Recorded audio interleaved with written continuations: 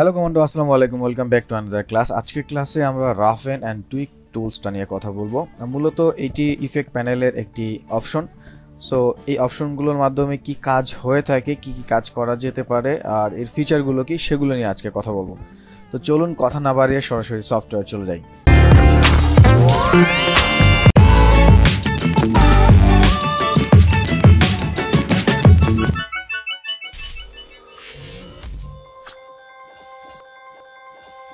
ওকে, software এসে প্রথমে আমরা একটু বেসিকটা আগে বোঝার চেষ্টা করি, বেসিক ধারণাটা ক্লিয়ার করি।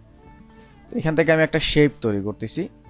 প্রথমে একটা পলিগন নিচ্ছি, তারপর একটা বৃত্ত নিচ্ছি, তারপর একটা রেক্টেঙ্গেল নিচ্ছি।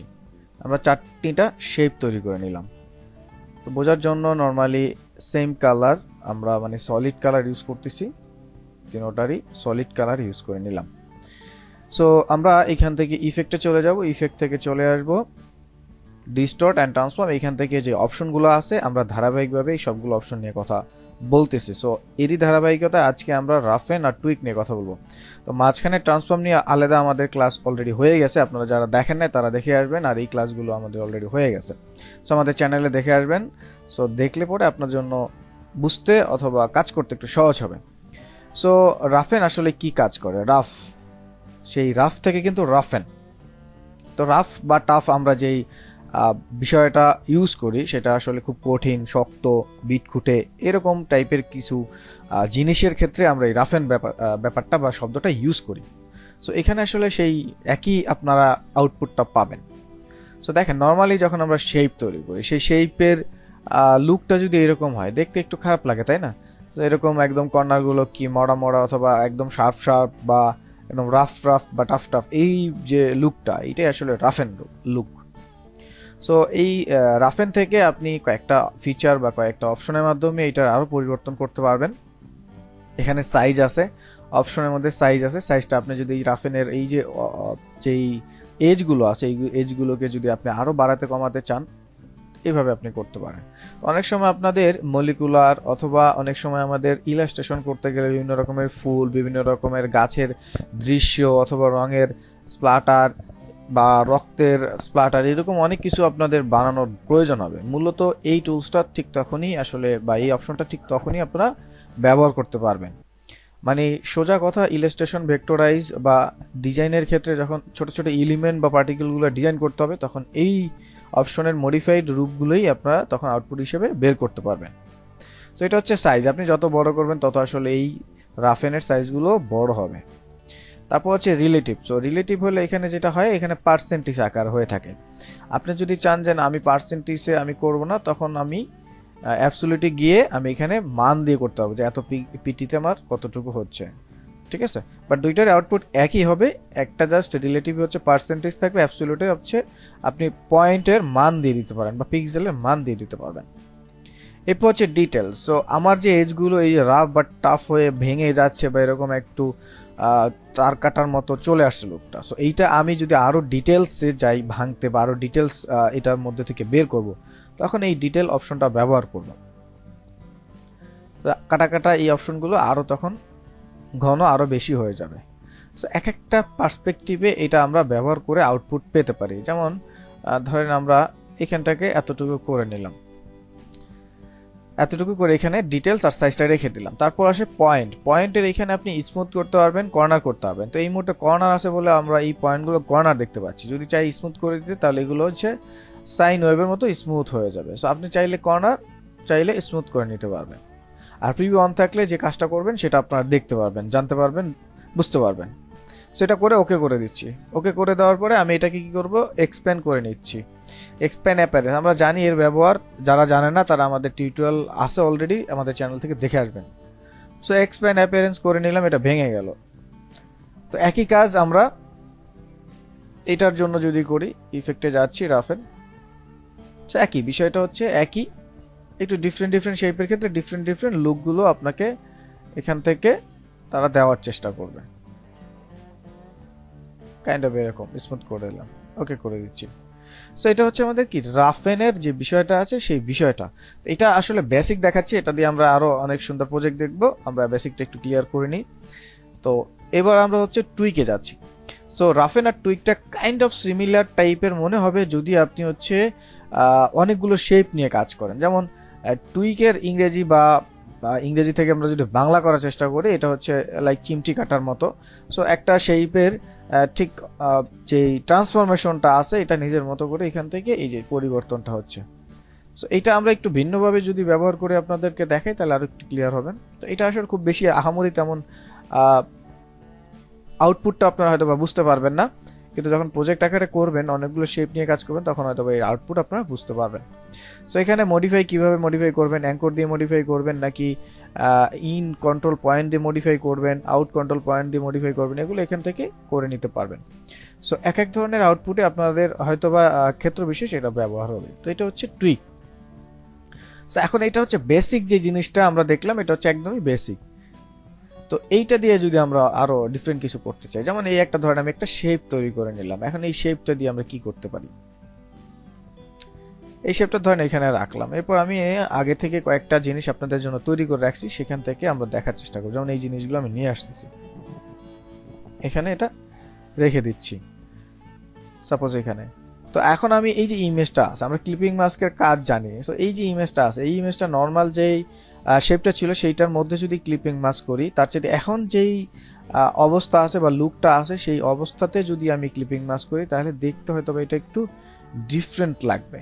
সো এটাকে সিলেক্ট করে Ctrl+7 দিয়ে আমি ক্লিপিং মাস্ক করে নিলাম। সো নাও সি দেখেন এখন কিন্তু একটু ডিফারেন্ট লুক আসতেছে। সো বিভিন্ন রকমের আর্টওয়ার্ক অথবা ডিজাইনের ক্ষেত্রে কিন্তু আপনি এই কাজটা করতে পারেন। যেমন আমি যদি এখন এখানে বড় করে ফটোগ্রাফি লিখে দিচ্ছি, এখানে ধরেন ফন্টটাও আমি চেঞ্জ করে দিচ্ছি, এটাকে স্ট্রোক কালার করে দিচ্ছি, একটু মোটা করে দিচ্ছি। একটু ডিফারেন্ট লুক চলে আসলো, কিন্তু মানে আমাদের যে গতানুগতিক যে টেক্সট আছে বা গতানুগতিক যেই অ্যারেঞ্জমেন্ট আছে সেটার চাইতে এটা কি দেখতে একটু ডিফারেন্ট। ওকে, সো এই ধরনের কাজ আপনি চাইলে ব্যবহার করতে পারেন এই শেপটার অ্যারেঞ্জমেন্ট করে, তাতে আপনার ডিজাইনের লুকটা একটু ডিফারেন্ট আসবে আর সবার চেয়ে। ধরেন একটা রাউন্ড সার্কেলের মধ্যে এটা দিলেন, তার চেয়ে এটা দেখতে একটু আর্টিস্টিক মনে হবে। সেটা একটা বিষয়। আরেকটা বিষয় হচ্ছে যেমন এই যে এটাকে নিয়ে আসলাম, সো এই ধরনের কাজ আমরা অলরেডি ব্লেন্ড টুল দিয়ে কিভাবে করে সেটা আমরা দেখে আসছি, যারা দেখেন না তারা দেখে আসবেন। সো ধরেন এই যে একটা ডিজাইন যেটা আমি করলাম বা একটা আর্ট ওয়ার্কের মতো তৈরি করার চেষ্টা করলাম, সেটাকে নিয়ে আমরা চলে যাচ্ছি ইফেক্ট, এখান থেকে চলে আসছি ডিস্টর্ট অ্যান্ড রাফেন।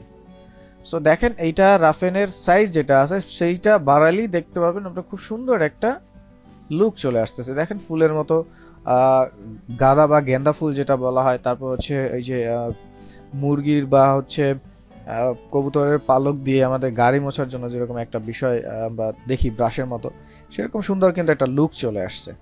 তো এটা যদি আপনি হচ্ছে ডিটেলসটা একটু কন্ট্রোল করে নেন, দেখবেন আরো খুব সুন্দর এই যে স্মুথ একটা লুক চলে আসছে। আপনি স্মুথ করে নেন কর্নারগুলো জাস্ট নিজের মতো করে। তো নাও সি ওকে করে দিচ্ছি, দেখেন খুব সুন্দর কিন্তু আগের চাইতে লুকটা একটু সুন্দর হয়ে গেছে, ডিফারেন্ট হয়ে গেছে। সো এইটা একটা হতে পারে। তারপর হচ্ছে যদি এইটাকে দিয়ে করি, এটা সিলেক্ট করলাম, ওই একই কাজটা যদি আমরা যাই এখান থেকে, আর আপনি ওই সেম ইফেক্টটা যদি চান এখান থেকে অ্যাপ্লাই করে দিবেন, ওটা কিন্তু চলে আসবে লাস্ট যে ইফেক্টটা থাকবে। সো রাফেনে গেলাম, এখান থেকে আমি সাইজটাকে বাড়িয়ে দিচ্ছি, আমি এখান থেকে স্মুথ করে দিচ্ছি, ডিটেলসটা একটু বাড়িয়ে দিচ্ছি।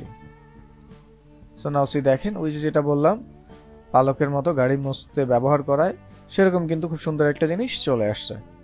ঠিক আছে, সো এই যে আউটপুটগুলো, এই আউটপুটগুলো কিন্তু ক্ষেত্র বিশেষ আমরা ব্যবহার করি। তো আমি কিছু স্যাম্পলও দেখানোর চেষ্টা করলাম বেসিকের সাথে। যেমন এই একটা আছে, এটা আমরা যদি দেখি, অনেক সময় আমরা হচ্ছে পুতুলের মতো কিছু তৈরি করতে চাই, যাদের লোমগুলো থাকবে এরকম পাপড়ির মতো সুন্দর সুন্দর স্মুথ লোম থাকবে, সেই জিনিসটা আমরা চাইলে এইভাবে করতে পারি। একই কাজ আমরা যদি টুইক দিয়ে করি, তাহলে এখন এই যে একই কাজটা কিন্তু টুইক দিয়েও করা যাচ্ছে। আমি এটাকে টুইক দিয়ে ধরেন করে দিচ্ছি, পার্সেন্টেজ দুইটা সেম রাখলে দুইটা সেম হবে। ঠিক আছে, ওকে করে দিলাম। সো দেখেন খুব সুন্দর একটা ফুল হয়ে গেছে। কিন্তু এখন আপনি চাইলে এটাকে ফুল হিসাবে ব্যবহার করতে পারেন, তারপর আমি এটাকে কপি করে ধরেন একটু পিছনে যাচ্ছি, আগের অবস্থানে চলে আসতেছি। তো এটাকে আমরা ফুল হিসেবে ব্যবহার করতে পারতেছি। তারপর এটাকে ধরে যদি আমরা ইফেক্টে যাই, ইফেক্ট থেকে ডিস্টর্ট, তারপর হচ্ছে রাফেনে আসি। সো এইবার আমরা যেটা করতেছি স্মুথ করে দিচ্ছি, এখান থেকে পার্সেন্টেজ একটু বাড়িয়ে দিচ্ছি। সাপোজ এখান থেকে ধরেন 70% করে দিচ্ছি।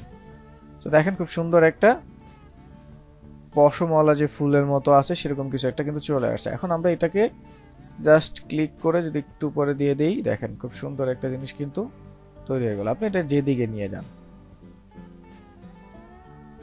আমরা ওই যে মাউস কার্টুন তৈরি করতে চাই, আরো অনেক ধরনের খুব সুন্দর সুন্দর কার্টুন আছে, সেগুলো তৈরি করতে চাই, তখন কিন্তু আমরা এই অপশনগুলো ব্যবহার করতে পারি। দেখেন এটা কিন্তু টুইক দিয়ে করলাম। এই যে কাটা কাটা ফুলের যে অংশগুলো, এগুলো কিন্তু নর্মালি আপনি যদি হাতে করতে চান তাহলে কিন্তু অনেক সময় লাগবে। তো এরকম যখন আপনি ফুল তৈরি করতে চাইবেন, ধরেন একটা ইফেক্ট বানাচ্ছেন, সেখানে এরকম কয়েকটা ফুল থাকবে, সাপোজ এই যে এরকম ধরেন এই যে গাঁদা ফুলের মতো এরকম কয়েকটা ফুল থাকবে। আপনি এখন একটু চাইলে কালার চেঞ্জ করে দিতে পারেন, এটা টোটালি আপ টু ইউ। এই যে এখানে যেটা সিলেক্ট করবেন সেখানে আপনি কালার চেঞ্জ করতে পারবেন। এই যে পুরো লুকটা এখন দেখেন চেঞ্জ হয়ে গেল, ঠিক আছে। সো নিজের মতো করে কালার চেঞ্জ করে নিতে পারবেন। তো এই কাজগুলো আপনারা চাইলে করে নিতে পারবেন, ঠিক আছে। এটা হচ্ছে আমাদের রাফেন আর টুইকের ব্যবহার। তো বেসিকটা তো আমরা বুঝলামই, তার সাথে আমরা এই যে প্রজেক্ট আকারে বা কোথায় ব্যবহার করবেন সেটাও আমরা দেখানোর চেষ্টা করলাম। সো আশা করি আপনারা বুঝতে পারছেন। তারপরে যদি কারো কোনো কোশ্চেন থাকে তাহলে তো অবশ্যই আমাদের কমেন্ট বক্সে লিখে জানাবেন। সো ফিউচার কমান্ডো আজকে এই পর্যন্ত শিখি। যারা শেষ পর্যন্ত ছিলেন তাদের কমান্ডো স্যালুট। দেখা হচ্ছে পরবর্তী ক্লাসে। ততক্ষণ পর্যন্ত ভালো থাকুন, সুস্থ থাকুন আর বেশি বেশি প্র্যাকটিস করুন। And don't forget to subscribe alpushiki.com।